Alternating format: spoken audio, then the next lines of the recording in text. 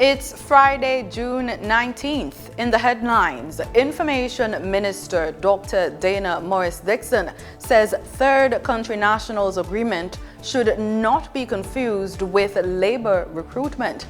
In business news, investors see mixed financial results from listed companies.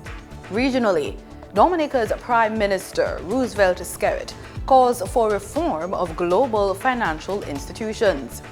And in sports, Jamaica's 2026 Dragon Boat Festival, a cultural celebration of unity. This is the weekend news on PBC Jamaica. I'm Simone Absalom Gale. For the full newscast, head over to our YouTube and Facebook pages.